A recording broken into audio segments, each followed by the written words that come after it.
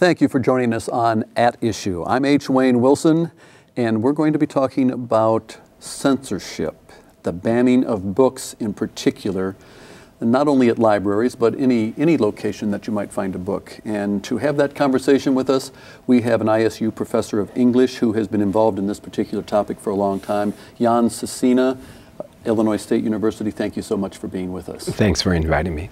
And also with us is Gina Burr. Gina is with the Fond du Lac District Library, where she is the Public Services Manager. Thank you for joining us. Thank you. And Roberta Kachelski, and she is the Deputy Director of the Peoria Public Library. So we thank you as well for being with us. Good to be here. And I suppose if we're going to talk about censorship, the first thing to talk about is a definition. What is censorship in your opinion? In my opinion, censorship is when an individual or an organization want to restrict or limit access of a book to other readers. Roberta, do you share that definition first of all, and how does that impact how you operate at the Peoria Public Library? I share that definition, and at Peoria Public Library, as at many public libraries, we abide by the American Library Association's Freedom to Read Statement and Library Bill of Rights, ensuring equal and open access to all patrons to all of our materials. And do these definitions of censorship, what do they entail? Let me go back to Jan. And what makes up censorship? Censorship, what the American Library Association is encouraging is that individuals can pick and choose what they want to read, and that includes children, teenagers. And so at a public library, you want to have a large variety of material that is open to the public, and let the public choose what they want to read and maybe not choose what they don't want to read. So it could be foul language, it could be... Oh, what causes offenses? Generally, sexuality, coarse language, violence. Do you have a committee that oversees it at Fond du Lac District Library, a committee that oversees what books you put on the shelves? Our librarians do the selection. Ultimately, the responsibility of selection falls with the Board of Trustees, who designates that to the director. The director, in conjunction with the staff, selects the books. We use professional journals, reviews, what is missing from our collection as far as points that we don't have as much on, and we try to keep it fair and balanced. What role does money play in censorship? I mean, you have a budget that you have to adhere to. Are there certain books you don't put on the shelves just strictly because you don't have the money, even though it might be somewhat popular? Well, many of the most popular titles are popular fiction, popular nonfiction, and we buy a number of copies of those, knowing that there will be a big demand. So, but some that are lesser known, you might say, well, there won't be the demand, and we just have a budget to adhere to. And for example, every day people make requests for books that we either do or don't have. When people request books for purchase, we pass those requests on to our selector, who decides, using many variables, including the cost, whether it will be purchased or not. Most of the recommendations that are made by the public ultimately do get purchased for the library. Before we go any further into the conversation, we probably should discuss how often there are challenges to books at the various libraries. At Fond du Lac District Library, when was the last time there was a challenge? The last time there was an official written request for written reconsideration request was 2008, and it was actually tied to a magazine cover rather than a book. When you talk about a challenge, do some people come in and then decide not to challenge after they've heard an explanation, or? True. Some people come in and just kind of offhand comment about how they feel the book may be inappropriate or something like that. We do offer them a reconsideration form, and that is their choice to whether to fill it out. In order for us to take our official steps of reconsideration, bring it to the board and stuff, we do ask that they fill out that form. Some people don't want to necessarily fill out that form. And at the Peoria Public Library, last challenge was? Pre-2006. So it's not common here. I bring that up because the American Library Association, that you referred to before, does keep track of challenges. There were 348 challenges in the year 2010, and we'll show you a graphic of the top 5 books in terms of challenges.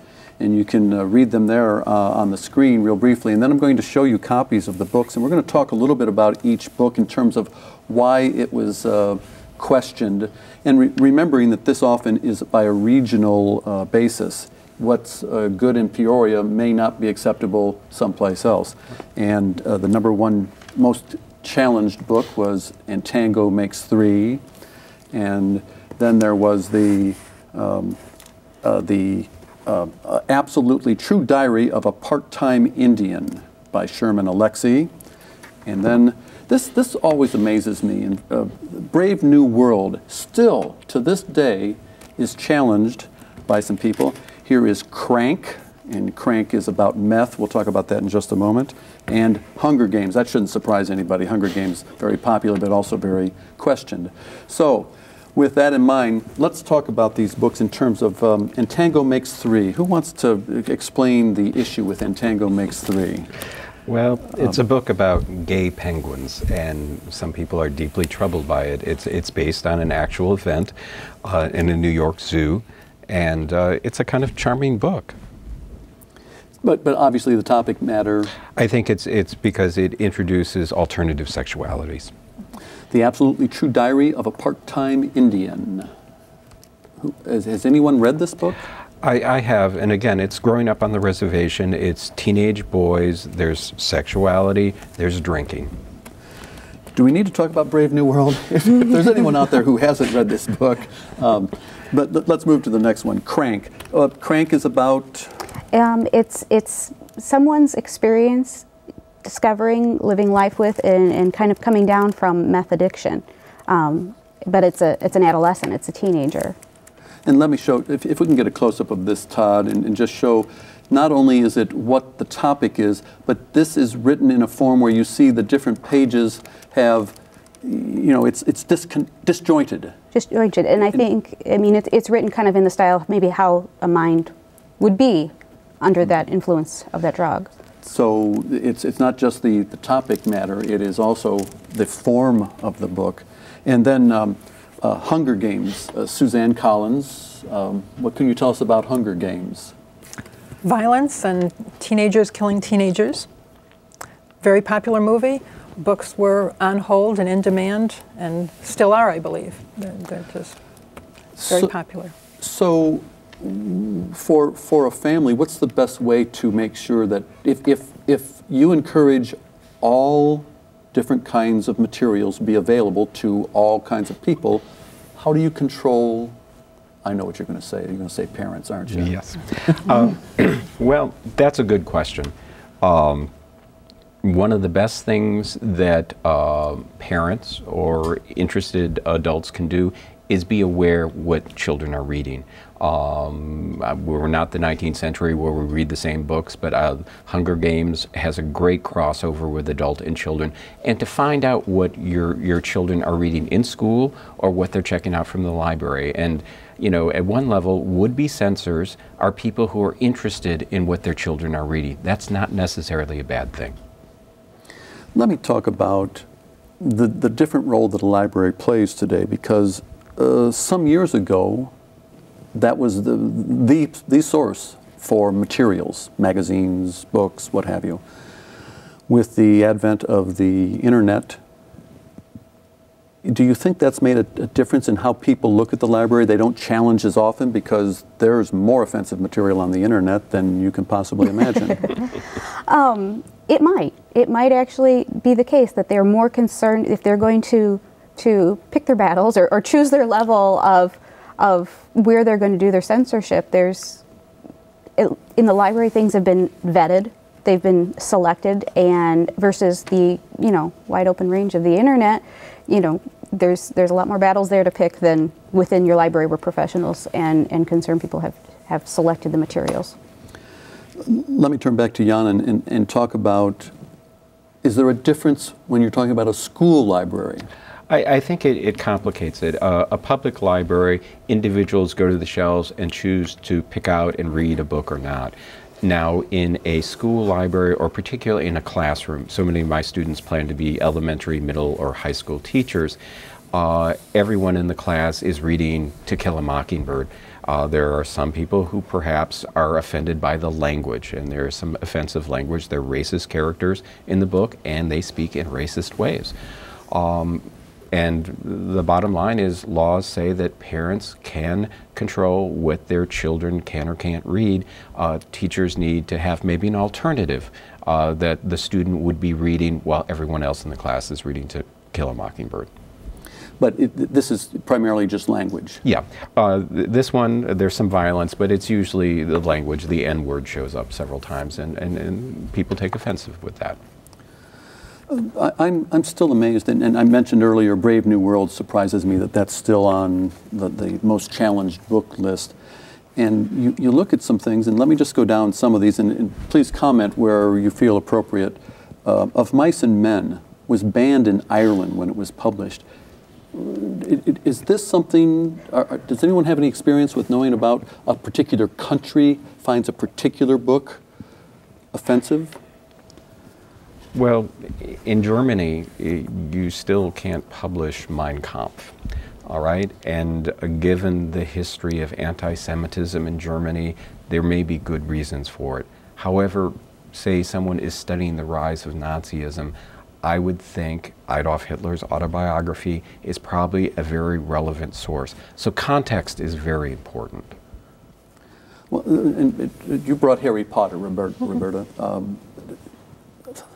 If that's not the top-selling series of books ever, I don't know. I don't keep track of that. But go ahead and you can go ahead and show that book if you like. But when there were some, lift it up just a little bit more, and there are so many people reading those books, so many kids just absolutely voraciously reading, which is encouraged. I mean, it got a lot of kids to read.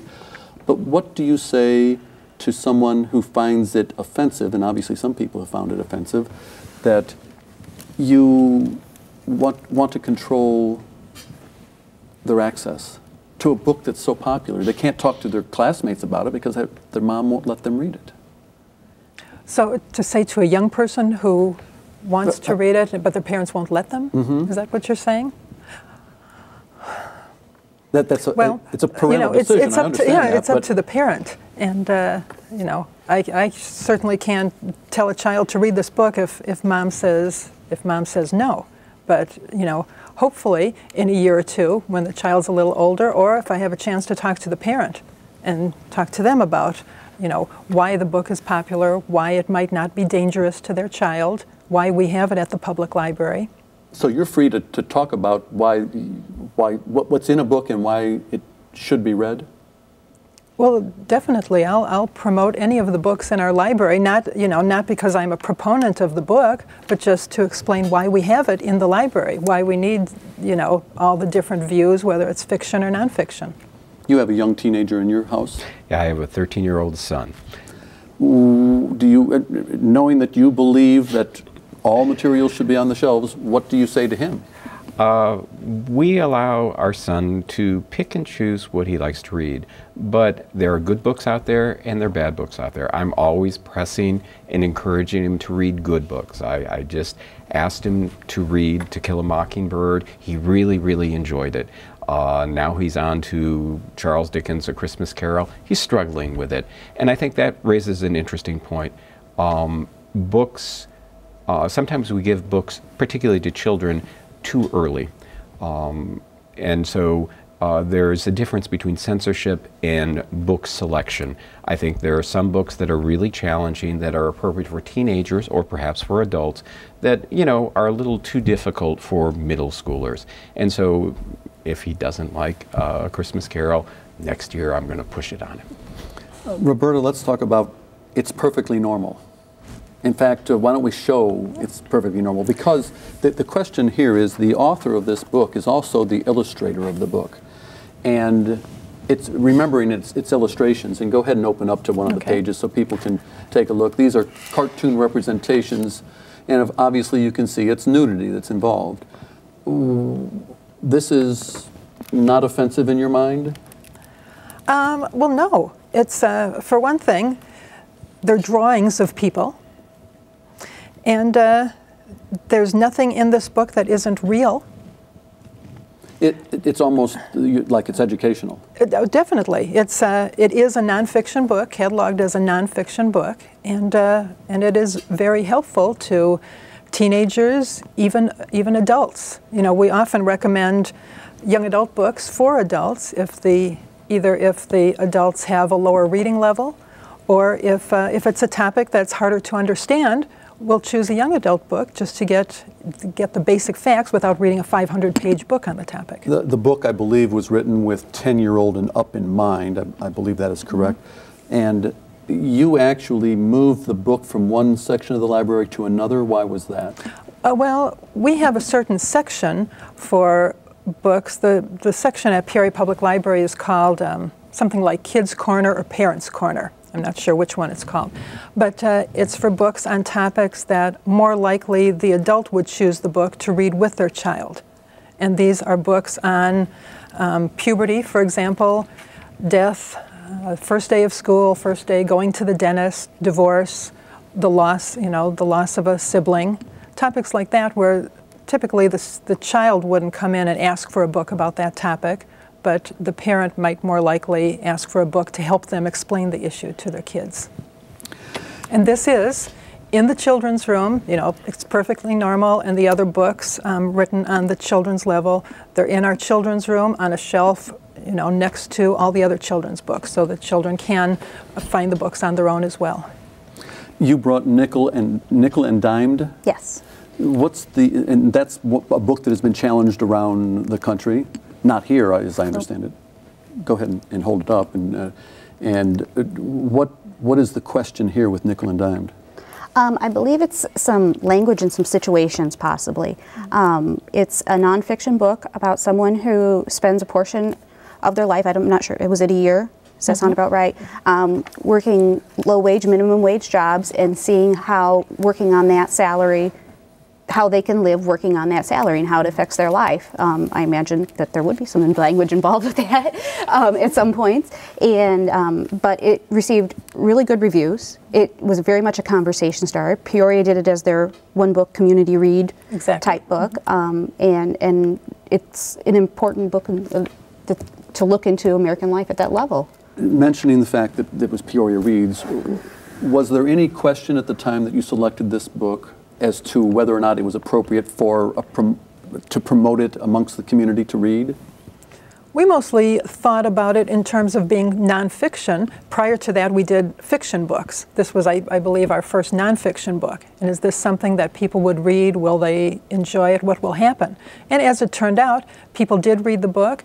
More people read the book when others started saying that, you know, we didn't like this book because there was swearing, or because maybe the depictions of working at low-wage jobs weren't real. And so, just like in any book club, if everybody likes the book, the conversation doesn't last very long. But if it's a book that some people like, some people hate, then you're going to have more conversation and talk about it. And you learn more as a result of that. Jan, let's talk about Where's Waldo. Okay. Where's Waldo, by the way? I'm absolutely stunned that there were complaints about this book. Yes. I think many people know Where's Waldo is the picture book where you're supposed to find Waldo. I myself have problems finding Waldo, but there's a beach scene, and we'll see if we can zoom in close enough. If you can find the offending part, you have better eyes than I do. But if you look very carefully in the upper top, there is a scene where a woman is losing the top of her bikini. Someone has dropped an ice cream cone on her back. And I think if you use a magnifying glass, you might see an offending breast. And I think this is, in a funny way, one of the problems with censorship. Censors want to restrict a book, But in fact, by censoring or challenging a book, they bring people's attention to it. I think more young boys looked for this offending image after they heard about it.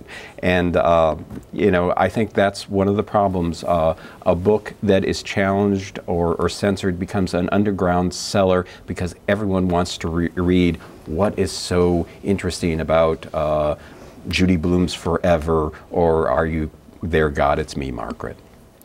You had mentioned nonfiction, and nonfiction tends to fall in that category of, oh, okay, it's nonfiction, it won't be as offensive as maybe a fiction novel. And that reminds me of Mo Yan, who is the 2012 Nobel Literature Prize winner. And he's been criticized because he came out and said, with regard to facts, we should not censor. But when it comes to defamation and rumor, we should have censorship. How do you respond? And remembering he is an author who grew up in China, but how do you respond to that? I think he's a great writer. Maybe I don't agree with his politics. What I would suggest is you need to have a variety of approaches. There are hundreds of books written about political figures.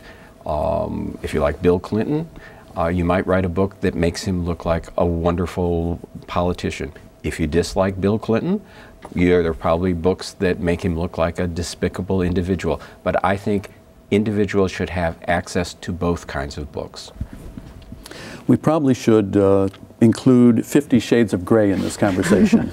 And there's chuckles all around the table. If you haven't read 50 Shades of Grey, it's by E.L. James, and it deals with bondage, sadomasochism, things of that nature. And it's a relationship, right? There's a relationship in the book? Yes. I think as a businessman. And a college student. In a college, either student or recent graduate. Mm-hmm. Has anyone said anything to any of you about 50 Shades of Grey?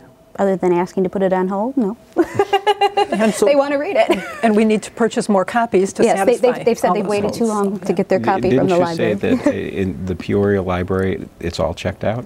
Oh yes, well, you asked me to bring a copy of it, and there's, 3 different titles in the series, and we own multiple copies of each one, but they're all checked out and they're all on hold, so I'll come back in 6 months and bring you a copy. So this goes to your definition of if you want to make a book popular, complain about it. Right. But you know, clearly there are people in Peoria who want to read it. I suspect there are people in Peoria who wouldn't want to read it, and that's fine, because those are two separate groups. But I think the public library should make it accessible. Those who want to read it, and those who are offended and choose not to read it don't need to check it out. And in fact, they'd have to wait in line. And people aren't reading it just to find out what it is. They've heard about it, and people like the subject matter, they like the writing, whatever it is. I've had equal as many people come back and say, I enjoyed it, it was great. I had to read it because I'd heard about it, or I read it because I wanted to make sure I had read it before I mocked it. So, Huckleberry Finn, this directs our conversation to age appropriateness. What would you, is Huckleberry Finn, which most people think, oh, that's a good book. You know, Ernest Hemingway says all great American literature comes from one book, and it's a book, you know, written by Mark Twain called Huckleberry Finn. Many people would argue it's the great American novel, and yet it is also one of the more censored books. It's often taught in high school. It has offensive language. It is set, you know, Civil War time period, and there are racist characters who use racist language. To me, it is not a racist book. In fact, I think it is a profound book that argues against slavery and racism. Nevertheless, it has offensive language. 2 years ago, a publisher realized this problem, and their solution was to take the offending language out. That changes the text. It is troublesome, but I think teachers and librarians understand that we need to contextualize books.